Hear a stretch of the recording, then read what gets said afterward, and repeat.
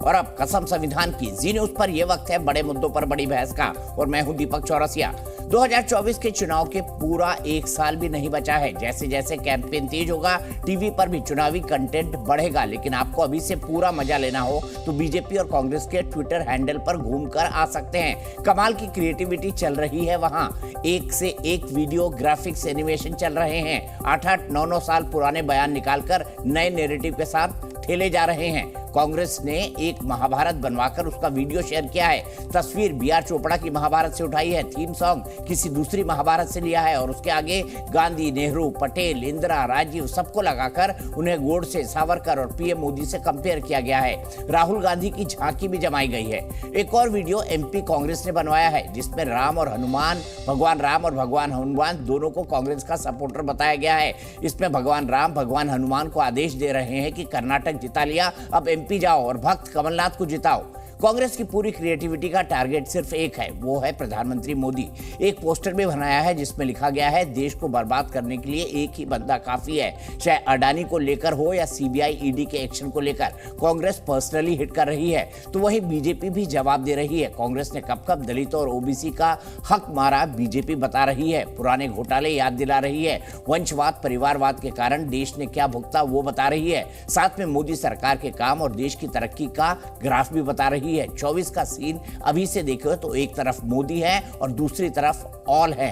अब इस ऑल में कितने साथ रहेंगे, खुद नीतीश कुमार को 23 तारीख की पटना की मीटिंग का इंतजार है। जैसे जैसे जीतन मांझी पहले ही अलग रास्ते निकल गए, वैसे और भी न निकल जाएं, नीतीश और कांग्रेस को ये बेचैनी जरूर होगी।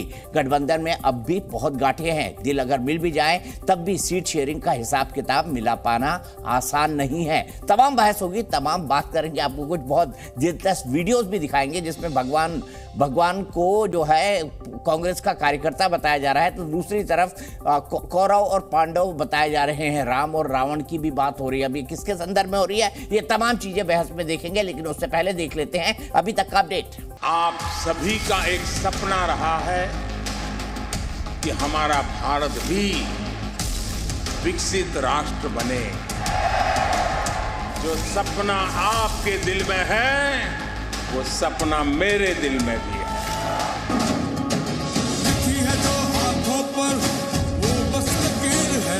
भाइयों और बहनों, ये लड़ाई नई नहीं है। ये इस धरती पर हजारों सालों से यही लड़ाई चल रही है। वो नफरत फैलाते हैं, हम मोहब्बत फैलाते हैं। वो हिंसा फैलाते हैं, हम अहिंसा फैलाते हैं। वो डरते हैं, हम नहीं डरते हैं। Prime minister Modi is the boss. कभी हम लोगों ने ये सोचा था कि कोई ऑस्ट्रेलिया का प्रधानमंत्री हमारे प्रधानमंत्री को कहेगा Modi you are the boss, Modi you are the boss. Joe Biden ये कहे कि अगले महीने आप आ रहे हो, आपको हम स्टेट डिनर दे रहे हैं, मैं आपका ऑटोग्राफ चाहता हूं, ये भारत की खरीद है।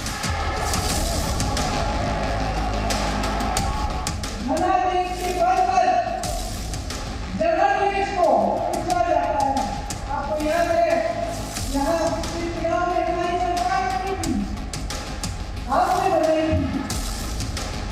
लेकिन जो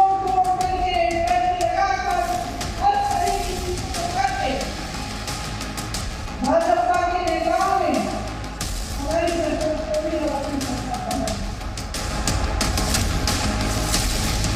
कहा कि कौन चीज है, कब चुनाव होगा कोई जानता है जी? कुछ जरूरी है कि अगले ही साल चुनाव होगा? कोई ठिकाना है कि और पहले ही चुनाव हो जाए? इसलिए जरा तेजी से कम मत करिए, समझ गए ना? हे हनुमान, अब मध्य प्रदेश की ओर प्रस्थान करो। अब तुम्हें भक्त कमलनाथ की विजय पताका लहरानी है। अगर मैं मंदिर में जाता हूँ, इनके पेट में दर्द होता है। क्या इन्होंने मंदिर और धर्म का ठेका लिया हुआ है? मतदाता बहुत समझदार है। वो जानते हैं कि कोई नाटक नौटंकी से उन पर असर नहीं पड़ने वाला।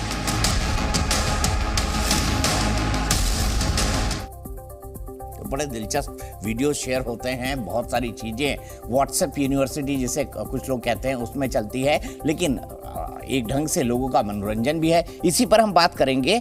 अब हिंदुत्व को बोको हराम और आईसिस जैसी बताने वाली पॉलिटिकल पार्टी और पॉलिटिकल आइडियोलॉजी में क्या अब सेक्युलरिज्म का झंडा बुलंद करने वाले भी भगवान राम और भगवान हनुमान के सहारे हैं? इसकी भी बात होगी। और इसी पर बात करने के लिए मेरे साथ भारतीय जनता पार्टी के राष्ट्रीय प्रवक्ता नलिन कोहली जी जुड़े हुए हैं, मेरे साथ राजीव रंजन जी नेशनल सेक्रेटरी जेडीयू के जुड़े हुए हैं और उनकी पार्टी जो है विपक्षी एकता की बात कर रही है। थोड़ी देर में मेरे साथ अभय दुबे जी जुड़ेंगे, स्पोक्स पर्सन है कांग्रेस पार्टी के, राष्ट्रीय प्रवक्ता है, और शिवम त्यागी है, पॉलिटिकल एनालिस्ट है, वो भी मेरे साथ जुड़ेंगे। लेकिन राजीव जी, सबसे पहले शुरुआत आज करता हूँ।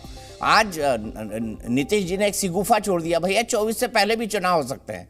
माना मैंने गठबंधन कराने की जल्दी है नीतीश कुमार जी को, लेकिन ये out of the box idea कहां से लाए नीतीश जी कि 2024 के पहले भी चुनाव हो जाएंगे, ताकि नीतीश जी संकेत दे रहे हैं कि जल्दी जल्दी अलायंस करो, कहीं गड़बड़ ना हो जाए।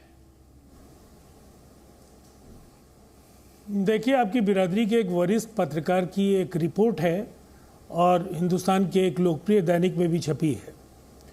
नीतीश कुमार जी देश के चंद उन राजनेताओं में एक हैं जिन्हें केंद्र और राज्य में जनता की सेवा करने का अवसर मिला है।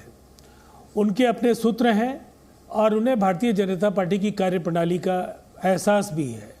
उन्होंने अगर कोई बात कही है तो ये शिगुफा नहीं है, तथ्यों पर आधारित ही होगा और कभी भी गैर जरूरी बातें वो नहीं करते हैं। इसीलिए उनकी बातों को बहुत ही गंभीरता से लेना चाहिए। एक अलग बात है कि चुनाव जब भी होंगे, विपक्ष मजबूती के साथ न केवल नरेंद्र मोदी जी बल्कि भारतीय जनता पार्टी, संघ परिवार और उनके कुछ छोटे बड़े जो सहयोगी हैं, उनकी जो विजय यात्रा को लेकर के जो उनकी कोशिशें हैं, जो अश्वमेध यज्ञ का घोड़ा वो सब जगह घुमाते हैं, उसको कहीं ना कहीं रोकने की तैयारी पूरी है और हम मोदी जी की राह बहुत ही मुश्किल बनाने वाले हैं। ठीक है नलिन कोहली जी, समय से पहले चुनाव होंगे जो नीतीश कुमार जी कह रहे हैं?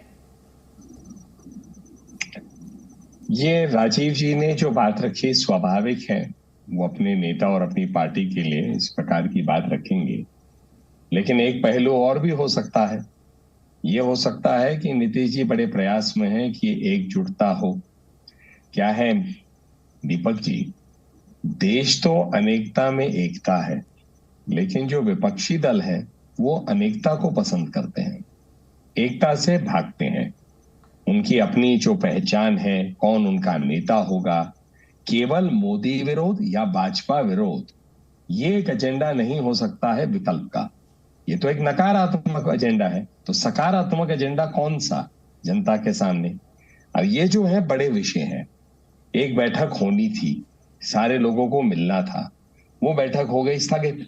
उसके बाद नीतीश जी ने कह दिया ये। तो हम कोई भी नेता या कोई भी राजनीतिक विश्लेषक ये भी सोच सकता है कि नीतीश जी ने जानबूझ के ये कहा है ताकि बाकी दलों में एक भय का माहौल हो जाए कि भाई ऐसा ना हो हमारी गाड़ी छूट सकती है, आइए तुरंत हम लोग एक बार मिले।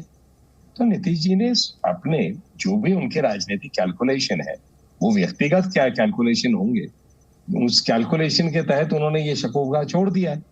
अब ना कोई इस पर आधारित है कोई बात, ना कहीं पर हमने ऐसी कोई चर्चा सुनी, कहां से ये बात आई, क्यों आई, ये नीतीश जी ने कहा। लेकिन हाँ, जरूर मीडिया में इस बात को कहकर आज के दिन वो प्रासंगिक फिर से हो गए। ठीक है, मैं सीधे राजीव जी के पास चलता हूँ। राजीव जी, आपको लगता है टीएमसी, सीपीआई, सीपीएम को आप एक साथ बिठा पर लेंगे और सीपीआई एमएल को भी टीएमसी के साथ? देखिए दीपक चौरसिया जी, ये हम सबों के लिए सौभाग्य का अवसर है।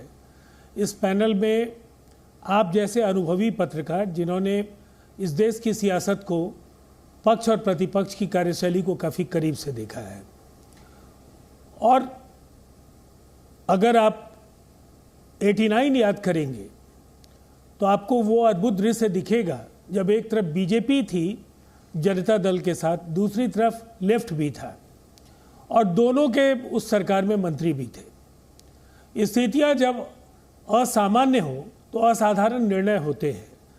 23 की बैठक को मैं लेकर इतना ही कहूँगा कि न किसी नवनिर्वाचित मुख्यमंत्री का यह शपथ ग्रहण समारोह है, न किसी नेता के जयंती या उनके पुण्यतिथि के अवसर पर एकत्रित लोग हाथ उठाकर एकजुटता के लिए फोटो अपॉर्चुनिटी का इस्तेमाल कर रहे हैं, या जो आ रहे हैं उन्हें पता है कि किन मुद्दों पर बात होगी, क्या न्यूनतम सहमति के सवाल हो सकते हैं, कैसे आगे का हम रोड मैप तय करेंगे।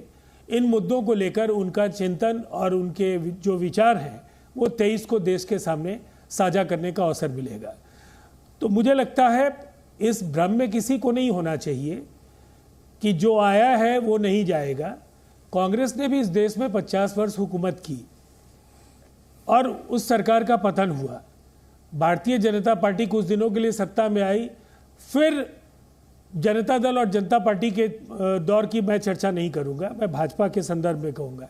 लेकिन फिर 2004 से 2014 तक कांग्रेस के नेतृत्व में यूपीए की सरकार 10 साल तक चली। आपने भी तो 10 ही साल चलाए हैं।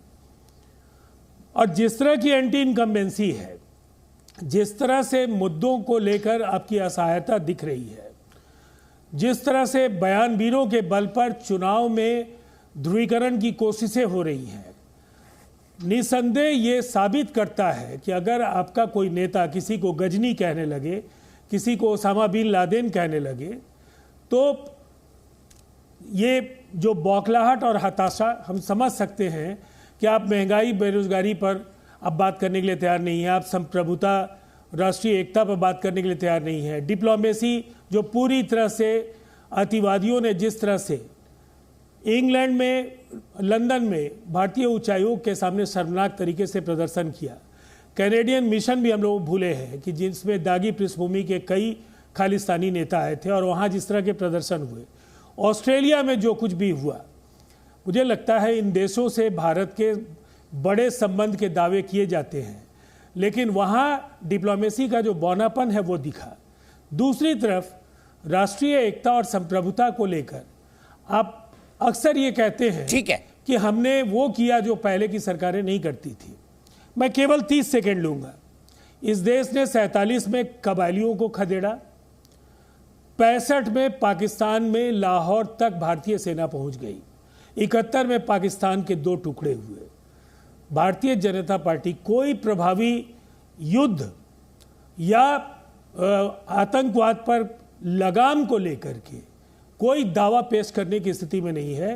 पुलवामा की हकीकत भी देश जान चुका है और उससे उपजा हुआ जो उपजी हुई जो सहानुभूति की लहर है, उसका 2019 में क्या लाभ हुआ ये भी है। थोड़ा शॉर्ट।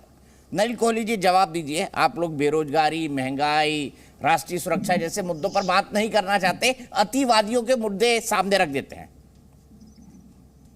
राजीव जी महासचिव है जेडीयू की, हो सकता है आज व्यस्त है। सचिव है, कांग्रेस पार्टी सचिव है, महासचिव है। हाँ जी, सॉरी, महासचिव है, माफी चाहता हूँ। नहीं, सचिव नेशनल सेक्रेटरी जेडीयू। हाँ, महासचिव वही नेशनल सेक्रेटरी है वो जेडीयू के। आज व्यस्त रहे होंगे, तो जितने विषय इन्होंने प्रासंगिक समझा देश के लिए, कांग्रेस पार्टी की ट्वीट दिखा दीजिए। महाभारत के ऊपर में कलंक कहकर, न किसी को धर्म कहकर, अधर्म कर, ना उसमें बेरोजगारी दिखी, ना कुछ दिखी, और कांग्रेस के बूते ही खड़ा होना चाहते हैं। 20 साल हमारे साथ रहे, उन 20 साल में ये सारे विषय उनको लगे नहीं कि देश में सुरक्षा को लेके क्या होना चाहिए। देखिए, राजनीतिक अवसरवाद को लेके कोई बुराई नहीं है, वो भी किया जा सकता है, राजनीति में होता है। आप हट जाते हैं, आपकी महत्वाकांक्षाएं होती हैं, आपको लगता है मैं एक बड़ा नेता हूं, मैं अपने आप को आगे प्रस्तुत करना चाहता हूं जनता के, यही लोकतंत्र है, इसको मैं बुरा नहीं मानता। लेकिन उसमें 20 साल की जो भाजपा के साथ आप थे, उस पीरियड में ये सारे विषय जो सुरक्षा को लेके ये सब जो है आपको कभी नहीं खल करी। आज ये बात आपको देश के सामने लग रहा है। अब मैं इसको एक और रूप से कहता हूँ, राजीव जी क्या कहते हैं, नलिन कोहली क्या कहते हैं, आप क्या कहते हैं, छोड़िए ना।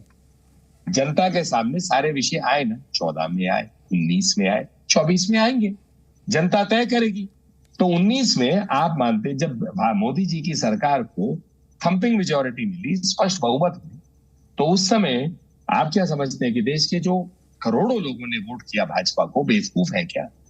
उनको ये बातें प्रासंगिक लगती नहीं है। उस समय सुरक्षा की जो बातें उठी, सर्जिकल स्ट्राइक को लेके, बालाकोट को लेके, देश को समझ नहीं आई बात क्या? मतलब जनता के साथ कम से कम उतने जनता को अपने राजनीति के लिए इतना बेवकूफ मत कहिए, मत मानिए। जनता के सामने जाइए और अपनी बातें रखिए। इसमें कौन सी बुरी बात है? बाकी चुनावी भाषण राजीव जी जरूर देंगे, तो चैनल पे हम लोग अपना आदान प्रदान फटाफट करते हैं। ठीक है, मैं आऊंगा, अभय दुबे जी का इंतजार कर रहा हूँ, हमेशा कभी लेट नहीं होते, आज थोड़ा सा लेट है। लेकिन राजीव जी एक मुद्दा आपसे और जानना चाहता हूँ। एक वीडियो दिखाता हूँ, मैं वीडियो आपको दिखाऊंगा थोड़ी देर बाद। उसमें ना भगवान राम, भगवान हनुमान सब हैं, और वो मध्य प्रदेश में कमलनाथ जी को जिताने के लिए भगवान हनुमान को भगवान राम ने आदेश दे दिया है कि जाओ आप जिता के लाओ। अब सेक्युलरिज्म का झंडा बुलंद करने वाली आपकी पार्टी ये सॉफ्ट हिंदुत्व को किस तरीके से देखती है? देखिए, सबसे पहले तो दीपक चौरसिया जी, धर्म निजी आस्था है, कभी राजधर्म धर्म विशेष का नहीं हो सकता है, और हिंदुस्तान का संविधान इसकी अनुमति भी नहीं देता है। लेकिन व्यक्तिगत तौर पर इफ्तार हो सकता है, अगर मैं हिंदू हूं, मुख्यमंत्री तो इफ्तार में जाए टोपी पहन के, वो हो सकता है? नहीं, कहीं भी जा सकते हैं, टोपी पहन के भी जाते हैं, और वो शिवरात्रि में भी जाते हैं, वो रामनवमी में भी जाते हैं, और रामनवमी और शिवरात्रि में लंबे समय से जाते आते रहे हैं नीतीश कुमार जी। इसीलिए इसमें बहुत सेलेक्टिव होने की जरूरत नहीं है। मैंने कहा राजधर्म किसी धर्म विशेष का नहीं होना चाहिए। सभी धर्मों को मानने वाले धर्मावलंबी, अगर आप उनकी सेवा के लिए आपने शपथ ली है, तो आप उनके अच्छे भले दिन में आपको उसमें शामिल होना है। ये भारतीय जनता पार्टी का इफ्तार का दौर भी हम लोगों को याद है कि अटल बिहारी वाजपेयी जी के लिए किस तरह से शाहनवाज जी करते थे, और बिहार में सुशील मोदी समेत कई नेता इफ्तार की पार्टी आज भी देते हैं। अब ये जो दोहरे मानदंड हैं, ये समझ से परे है कि जिस देश में इंडोनेशिया के बाद दूसरी बड़ी इस्लामिक आबादी है, जिसने हिंदुस्तान की सीमाओं के लिए सबसे बड़ी कुर्बानियां दी हो, उस देश के अल्पसंख्यकों के बगैर हिंदुस्तान की कल्पना आप नहीं कर सकते हैं। मैं केवल 30 सेकंड में कुछ बात कहूंगा। 1947 का कबायली आक्रमण और ब्रिगेडियर उस्मान की जो कुर्बानी है, इतिहास कभी भूल नहीं पाएगा। 1965 में हवलदार हमीद पैटर्न टैंकों के सामने खड़े हो गए, उनके चिथड़े उड़ गए, और निर्मलजीत सिंह, स्क्वाड्रन लीडर निर्मलजीत सिंह सिख थे। 71 में general Manek Shah, field marshal Manek Shah Parsi थे, और लेफ्टिनेंट जनरल जगजीत अरोड़ा सिख थे। इस देश में अरे कोई हिंदू भी गिना दीजिए, ध्रुव सक्सेना भी गिना दीजिए, सिख गिना दिया आपने, फारसी गिना दिए, मुसलमान गिना दिए, हिंदू भी गिना दीजिए एक आध।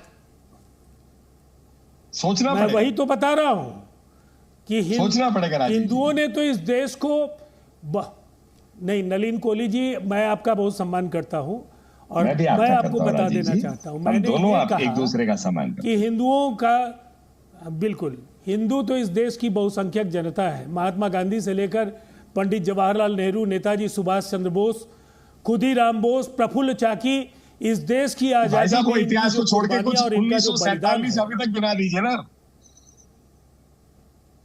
मैं अभी के कुछ महापुरुषों की चर्चा कर देता हूं। महापुरुषों की क्यों? मैं ध्रुव सक्सेना की चर्चा कर देता हूं।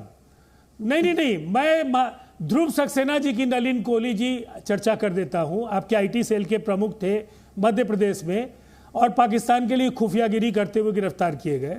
प्रदीप कुरुलकर जी की चर्चा कर देता हूं, डीआरडीए के सीनियर साइंटिस्ट। गिरफ्तार किसने किया था? जिसने भी किया हो, कहना है बड़ी अद्भुत बात है, उनका रिश्ता संघ के साथ था या नहीं? देखते हैं कि ट्रेटर है, देश के विरुद्ध काम करते हैं, बाकी सबने देश के लिए बढ़िया किया है। मुझे यही निष्कर्ष लग रहा है, पता नहीं आपके चैनल के लोगों को क्या लग रहा है। आपके साथ परेशानी क्या है कि इतिहास के अधूरे तथ्यों को सामने रख करके आप ये चाहते हैं कि इस देश में ध्रुवीकरण का जो आपका मंत्र है वो लोग समझने लगे। ऐसी मूर्ख इस देश की जनता नहीं है। ये रहीम और रसखान की नलिन जी, एक क्विक जवाब, उसके बाद कबीर की धरती अभय दुबे जी जुड़ चुके हैं, उसके बाद राजीव जी बहुत भी याद किया जाता है। राजीव जी सुनिए, अब देखिए राजीव जी, माफ करिएगा, मैंने कहा ना व्यक्तिगत सम्मान हमारी अपनी जगह है, लेकिन आपने क्या कहा, सब आपने अल्पसंख्यक गिने, फिर उसके बाद आपने field marshal general Manek Shaw को गिने, लेकिन एक हिंदू नाम आपको नहीं सूझा, क्योंकि आप भी चकित रह गए, कभी सोचने की आवश्यकता पड़ी नहीं, क्योंकि आपके भाषण जो है, आपके नेता के भाषण, आपकी पार्टी के भाषण हमेशा इसी बात पे, देखिए अल्पसंख्यक कितना अच्छा है। हम तो कहते हैं सबका साथ, सबका विकास, सबका विश्वास, सबका प्रयास, हम तो कहते हैं सबको कुर्बानी के लिए नमस्कार हमारा नमन। वो हिंदू भी हो सकता है, हम तो नाम ही नहीं गिनाते हिंदू मुस्लिम बुद्ध ईसाई ऐसे इस रूप से, आप गिना रहे थे और उसके बाद आपने आपको हिंदुओं का नाम भी गिना ही रहा और आपके हिंदू नेताओं का भी नाम अगली बार गिना दूंगा। मत घबराइए, जिनकी भूमिका राष्ट्रीय संग्राम में क्या रही, साहब खत्म तो करने दीजिए। उसके बाद आपने नाम गिनाए, देखिए पाकिस्तान की खुफिया एजेंसी के लिए करने लग गए। मतलब ऐसे मैं 25 नाम आपको गिना देता हूँ जो मुसलमान लोगों ने भी किया होगा पाकिस्तान के लिए। हम थोड़ी ना कहते हैं जो देश से प्यार करता है वो हिंदू भी है, मुसलमान भी है, आपका पसंदीदा विषय है और ये आपका क्षेत्राधिकार है, लेकिन हम कहते हैं कि उसको इस रूप से हम नहीं देखते। आपने अपनी पूरी राजनीति यहाँ अच्छे से दर्शाया, मैं आपका धन्यवाद कर रहा हूँ क्योंकि मुझसे अच्छा आपने काम मेरे लिए कर दिया, तो उसके लिए मेरा धन्यवाद, बाकी जनता तय करेगी। ठीक है, अब अवध जी गजब ट्रांसफॉर्मेशन है। भगवान राम भी आ गए, भगवान हनुमान भी हो गए, रामेश्वर का तट भी है, साथ में वो जो ब्रिज है क्या बोलते हैं हमारा, जिसको हम कहते हैं राम सेतु, जिसको लेके बड़ी कंट्रोवर्सी हुई, वो भी है। और भगवान राम भगवान हनुमान को कह रहे हैं कि अब तो भक्त कमलनाथ को जिताना है।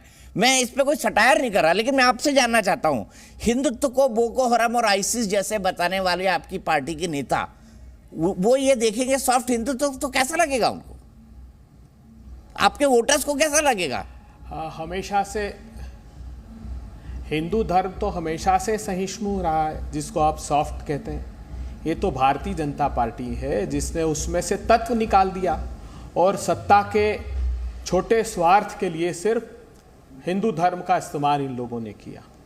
और रामराज्य की अवधारणा को अगर चरितार्थ करते हैं, अगर अधर्मी सत्ता को हटाना है तो धर्म के प्रशस्त मार्ग पर चलना ही होगा।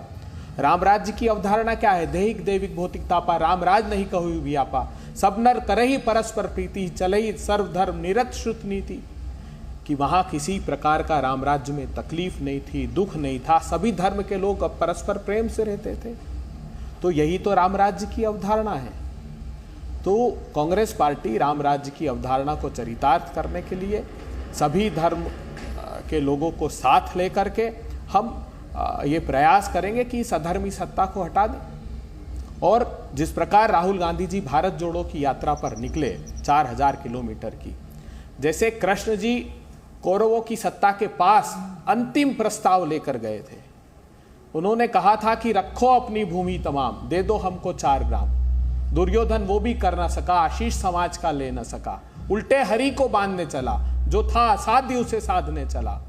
जब नाश मनुष्य पर छाता है तो पहले विवेक मर जाता है। इसलिए भारतीय जनता पार्टी का विवेक मर गया और वो उसने देश के लोगों को महंगाई की आग में, बेरोजगारी की आग में, सीमाओं की असुरक्षा की आग में झोंक दिया।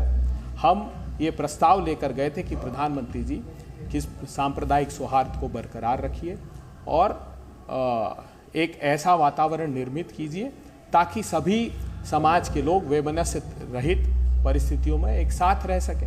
मगर भारतीय जनता पार्टी ने उसको स्वीकारा नहीं। अब इन चारों प्रांतों के बाद देश ये 4-5 गांव कब मांगे आपने वैमनस्य को हटाने वाले, ये भी बता दीजिए मुझे।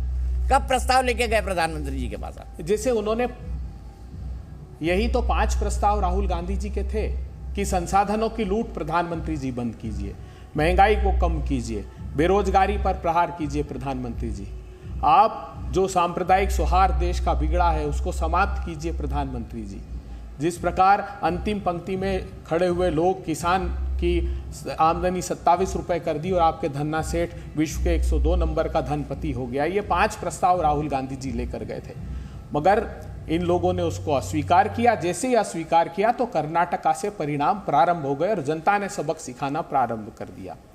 इतना ही नहीं, अब आप देखिए कि धृष्टता की सारी सीमाएं पार करके, ठीक है, और सनातन सत्ता के खिलाफ ही भीषणतम भ्रष्टाचार महाकाल लोक में, आप जानते, बस सिर्फ 2 प्रमुख बातें कहूंगा। हमारी वेद संहिता में जो सप्त ऋषि हैं उनके लिए कहा गया है कि वेदों के वो जनक है और उनको शिक्षा और दीक्षा प्रत्यक्ष शंकर जी ने प्रदान किए। तो कश्यपोत्री भारतवाजो विश्वामित्रोथ गौतमः जमदग्नि वशिष्ठेश्यम सप्तते ऋषि स्मृता। अर्थात इन 7 ऋषियों का स्मरण मात्र से सारे पाप दूर हो जाते हैं और इन 7 ऋषियों की सत्ता के खिलाफ उस अलौकिक सत्ता, और कहां पर किया, ये कहां किया? महाकाल लोक, जिसकी महिमा का वर्णन सनातन धर्म में क्या है? ठीक है, ठीक है, मान लिया आपकी बात, मान लिया आपकी बात, एक वैलिड तर्क है आपके पास। महाकाल लोक में बीजेपी की सरकार ने भ्रष्टाचार किया। नलिन कोहली जी, इनका जवाब और इसका भी जवाब कि महाकाल लोक का भ्रष्टाचार, महाकाल खुद एक राजा है और महाकाल के अलावा कोई राजा हो नहीं सकता वहां पे। अभय जी ने बहुत बातें कही और उन बातों में कई प्रश्न खड़े हो गए, एक एक करके चलते हैं। भगवान श्री राम कांग्रेस सरकार के लिए हलफनामा में काल्पनिक, तो अब कांग्रेस पार्टी एक काल्पनिक व्यक्ति या भगवान के आस्था को जागृत कर रही है। भगवान बजरंगबली, उनके भक्त हैं बजरंग दल। बजरंग दल को कर्नाटका में बैन करने की बात की और उसको जोड़ दिया उन्होंने आतंकवादी संगठनों के साथ। तो पहला नकला प्रश्न उठेगा कि बजरंग दल या बजरंग बली जी की जो पूजा करते हैं, जो उनकी मान्यता उनमें, उनको आप एक जगह बैन करना चाहते हैं, दूसरी जगह बजरंग बली जी से आप करना चाहते हैं। लेकिन उससे महत्वपूर्ण, क्योंकि राहुल गांधी जी का नाम उठा, बड़ी बातें हुई उनको लेके, उस पर भी आए थोड़ा सा। राहुल जी ने कहा कि भगवा आतंकवाद, इस देश में शब्द का उन्होंने ही चयन किया और अमेरिकन एम्बेसडर को कहा सैफरन टेरर, और पूरे इस क्लिप में भगवा धारण किए हुए भगवान श्री राम, बाकी सब उनके भक्त खड़े हुए। तो मुझे आप बता दीजिए, जिस रंग को आपने आतंकवाद से जोड़ दिया, आज उस रंग को आप स्वीकार रहे हैं भगवा को और मानते आतंकवाद से नहीं है। और यदि मान लेते, बहुत अच्छी बात है, कम से कम ये विषय तो खत्म होगा। तो राहुल गांधी जी गलत थे, उसके लिए तो माफी मांग ही लेंगे, क्योंकि भगवा रंग जो है आतंकवाद के साथ जुड़ा नहीं है। ये तो आप ही की पार्टी और आपके अति वरिष्ठ नेता ने थे। तो हम कांग्रेस के सॉफ्ट हिंदुत्व की बात कर रहे हैं, हम बात कर रहे हैं 2024 की। बिहार पे हमने कई बातें की, अब थोड़ा मध्य प्रदेश पे आ जाए। अभय दुबे जी ने आरोप लगाया कि महाकाल लोक के अंदर भ्रष्टाचार हुआ है, वहां पर मूर्तियां गिरी, एक बहुत तेज आंधी के अंदर ये वाकया वहां पर हुआ था। साथ ही साथ नलिन कोहली ने उनके सवाल के जवाब में कहा कि भगवा पहन के भगवान श्री राम और भगवान हनुमान दिखाई दिए और उसी भगवा को भगवा आतंकवाद कहा था राहुल गांधी जी ने। अभय दुबे जी, ये भगवा आतंकवाद आप ही की सरकार का टर्म था, यूपीए 1-2। देखिए, भारतीय जनता पार्टी को आत्मचिंतन, आत्ममंथन, आत्मलोचन करना चाहिए। सबसे पहले जिस व्यक्ति ने ये बात कही थी और प्रामाणिक तौर पे कही थी, आर.के. सिंह जी ने, उन्होंने कहा था कि राम जी कल सांगरा जैसे 10 लोग हैं जो इस राष्ट्रीय स्वयंसेवक संघ में काम करते, जिनके पास पूरी फहरिस्त और नाम पढ़कर गिनाए थे। वो तो भारतीय जनता पार्टी के केंद्रीय मंत्री हो गए। वो समाजवादी पार्टी के नेता जिन्होंने भगवान प्रभु श्री राम के लिए क्या कहा था, मैं चैनल पर कह भी नहीं सकता हूँ, उनको गले लगाकर आत्मसात कर लिया और हमको पाठ पढ़ा रहे हैं। क्या है राम राज्य की अवधारणा जो कमलनाथ जी चरितार्थ करने निकले? जासु राज प्रिय प्रजा दुखारी सोई अवसी नरक अधिकारी। जिस राजा के राज में प्रजा को दुख भोगना पड़े वो नरक का अधिकारी होता है नलिन कोहली जी। दीपक जी, इस बात को मैं स्वीकारता हूं कि सबसे सौम्य और शालीन प्रवक्ता भारतीय जनता पार्टी के नलिन कोहली जी। आज तक मैं जितनी डिबेट में रहा हूं बहुत शालीनता से बात की, मगर ये मूल्यांकन इनको करना चाहिए। ये सारी बात इसलिए कर रहे हैं ये लोग। आज भी मैं जब महाकाल लोक की बात कर रहा हूं तो मैं दलीय आधार पर से ऊपर उठकर बात कर रहा हूं। 80 से अधिक प्रतिमाएं ऐसी हैं जिनमें दरार है। इसका अर्थ क्या है कि वो सनातन धर्म के अनुसार खंडित हो गई है। खंडित प्रतिमाओं को विसर्जित करने का प्रावधान है। आप कहते हैं हम दुरुस्त करा देंगे, अरे पाप मत कीजिए, पाप और श्राप के भागी हो जाएंगे आप। हम सब लोगों को सामूहिक प्रयास करने चाहिए कि जिसने ये ना सिर्फ महाघोटाला किया है अपितु इस अलौकिक सत्ता के खिलाफ जो अपराध और षड्यंत्र किया है उसको दंडित करें। उसकी अपेक्षा अपने पाप छुपाने के लिए आप उस अलौकिक सत्ता के कानून के खिलाफ भी काम करने लगे हैं।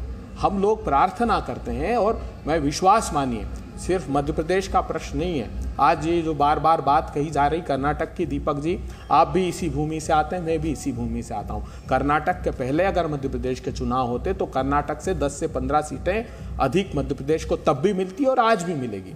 कमलनाथ जी के 15 महीनों के काम का प्रतिसाद मध्य प्रदेश की जनता देने पर आमादा है। और जो बात इन्होंने कही, हम पर आरोप लगाया कि राम जी के खिलाफ, अरे नहीं साहब, हमने तो दंडित किया जिस अधिकारी ने वो हलफनामा दिया था।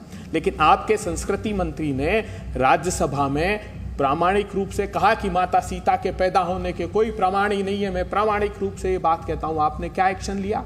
राम सेतु का जहाँ तक संदर्भ आया जिसके आधार पर आपने हम पर आरोप लगाया था, तो आप देख चली जाइए तमिलनाडु जी में अटल जी का जॉर्ज फर्नांडिस जी की मौजूदगी में दिया हुआ भाषण उठाकर देख लीजिए कि अन्नादुराई का स्वप्न साकार करने आया हूं और हम ये सेतु समुद्रम परियोजना के लिए ये कोरल रीफ को तोड़ कर रहेंगे। और 2000-2001 के बजट में उस समय यशवंत सिन्हा जी का प्रावधान देख लीजिए 4 करोड़ रुपए का। नीरी ने कहा कि थोरियम की बड़ी लेयर है, उसके बावजूद मैं प्रामाणिक तौर पे कह सकता हूं मैं दीपक जी, अगर मैं झूठ कहता हूं तो सार्वजनिक रूप से माफी मांगूंगा आपके सम्मुख। मैं एक शब्द झूठ बोलने का अभ्यास नहीं हूं। मैं आप मेरे व्यवहार से परिचित है, अप्रामाणिक बातें करने का बिल्कुल अभ्यास नहीं हूं। और आप उठाकर देख लीजिए। और उस समय सारी में अटल जी का बयान दिखा दीजिए, मैं इसको नाम नहीं लेना चाहता। ये बयान दिखा दीजिए अटल जी देखिए, अटल जी का बयान आपको देखना है, गूगल कर लीजिए। अटल जी के इस बयान को 1998 के सारे समाचार पत्रों में ये बात छपी हुई थी। और मैं अप्रामाणिक बात नहीं कह रहा हूं, सदन की डिबेट उठाकर देख लीजिए। नीरी गए, स्वर्गीय अरुण जेटली आज नहीं है हमारे बीच, लेकिन वो नीरी गए और उसको जो नीरी ने कहा था कि यहां थोरियम की बड़ी लेयर है, उस दस्तावेज को ठीक करा कर आए और उन 11 अलाइनमेंट में से वही अलाइनमेंट उन्होंने सिलेक्ट किया जिसको राम सेतु कहा जाता है। उसी का तो मुकदमा था। ठीक है, क्या बात आऊंगा नलिन भाई, मुकदमे के शपथ पत्र की बात। मैं आपके पास आऊंगा, लेकिन उससे पहले शिवम त्यागी को, क्योंकि मैंने अभी 30 मिनट में एक भी सवाल उनसे नहीं पूछा। आपने अभय दुबे जी के दावे सुने, क्या कहेंगे शिवम त्यागी जी? क्या राम सेतु को तोड़ना का बीजेपी का प्लान था, जिस तरह से वो दावा कर रहे हैं? 98, 99, 2001 भी उन्होंने कहा बजट में प्रावधान किया था। यहाँ पर बैठे हुए प्रवक्ता भी देख रहे हैं और जी न्यूज़ के सारे दर्शक भी देख रहे हैं कि मजहबी कांग्रेस एकदम से धार्मिक कांग्रेस कैसे हो जाती है चुनाव आते ही। ये तो एकदम शोध का विषय है। जिन लोगों ने तमाम भगवा आतंकवाद से लेकर और न जाने क्या क्या टर्म कॉइन किया इस देश में, वो एकदम से धार्मिक कैसे हो जाते हैं चुनाव आते ही? कालनेमी की तरह समझ से परे है ये बात। कैसे उनको महाकाल का इतना जो है चिंता होने लगती है? 58 साल थे, आप तो कुछ कर नहीं पाए, हर चीज को दूर करते रहे। 2019 में आपके नेता कपिल सिब्बल पहुंच गए चुनाव से पहले कि राम मंदिर मत बनने दीजिए वरना इसका चुनाव पर असर पड़ेगा। तब आप धार्मिक नहीं थे। आपने तो काशी विश्वनाथ को लेकर कभी कोई बात नहीं की। 58 साल राज किया, कभी तब याद नहीं आया आपको इस देश में कि धर्म क्या चीज होता है? आप तो कुछ नहीं कर पाए उसको लेकर। आप कुछ नहीं कर पाए इस तरह की तमाम जगहों को लेकर, हेरिटेज को लेकर, स्पिरिचुअलिटी जहां जहां है वहां पर आपने कभी कोई काम नहीं किया। और अब अंत में अब वेद की ऋचाएं कोट कर रहे हैं। चुनाव आ गया ना सर, और कर्नाटका तक चुनाव था तो वहां शायद नुकसान हो सकता था, लेकिन अब तो बनना ही पड़ेगा ना हनुमान भक्त। अब तो मध्य प्रदेश में चुनाव है। लेकिन मेरे लिए एक बड़ी और बात यह है कि एक और वीडियो जो है कांग्रेस ने अभी निकाला है और उसमें जो है महाभारत के ऊपर उन्होंने तमाम चीज़ों को कहा और इस देश के प्रधानमंत्री को तमाम तरह के अपशब्द भी उस वीडियो में हैं। लेकिन उसमें भी इन्होंने क्या किया कि 3 बार भगवान श्री कृष्ण को दिखाकर 28 बार गांधी परिवार को दिखा दिया। 28 बार, मतलब भगवान से भी बड़े हो गए क्या गांधी परिवार? कमाल की बात आप ये देखिए कि बार बार जिस तरीके से कहा गया, बार बार जिस तरीके से उस वीडियो में दिखाया गया, और आप सही कह रहे हैं, मैं आपकी बात से 100% सहमत हूं। धर्म और अधर्म की लड़ाई ही इस देश और धरती पर हमेशा रही है। कौरवों और पांडवों की लड़ाई ही इस देश में और दुनिया में हमेशा से रही है। एक मूर्ख बच्चे को उनके पिता बार बार जो है अहंकारी को बार बार राजपाट दिलाना चाहते थे और उसी की लड़ाई अहंकार की तरफ से और जो है राक्षसी उसकी तरफ से लड़ते रहे और पांडव एक तरफ लड़ते रहे। भगवान श्री कृष्ण किसके साथ थे ये तो देश ने देखा है।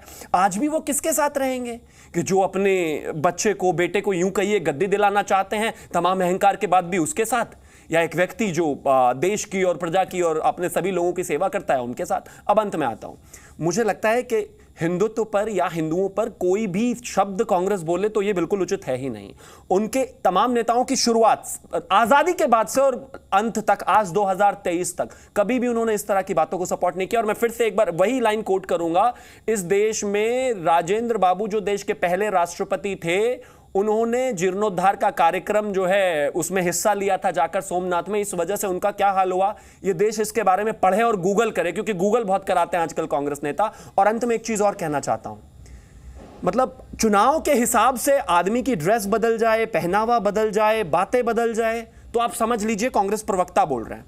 और एक ही लाइन पर अगर कोई एक व्यक्ति, कोई एक प्रवक्ता बोल रहे हैं, एक ही बात को कह रहे हैं, चुनाव कोई भी हो, मसला वही रहे, बात वही रहे, वो रूप नहीं बदले, वो बातें नहीं बदले, तो समझ जाइए भारतीय जनता पार्टी के प्रवक्ता बोल रहे हैं। तो मुझे लगता है कि इस तरह की बातों का कोई आधार नहीं है और ये देश जानता है। और ये मैंने नहीं कहा, इन्हीं के मंत्री ने कहा था 2014 के चुनाव के बाद बाकायदा एक विस्तृत रिपोर्ट में कि कांग्रेस जो है ऐसा लगता है कि हिंदुत्व विरोधी पार्टी की तरह दिखने लगी है, हिंदू विरोधी पार्टी की तरह दिखने लगी है। वो रिपोर्ट भी इंटरनेट पर है, उस पर भी गूगल कर ले चीजें। तो मुझे लगता है इस तर्क को तो कोई नहीं मानेगा। जहां तक बात हनुमान भक्त की है, अंततः मैं यही कहना चाहता हूं, कांग्रेस वाले हनुमान भक्त तो मतलब देखते और कहते दोनों ही अच्छे नहीं लगते। उनके पूर्व के जो कुकर्म है बहुत ज्यादा है इस देश में।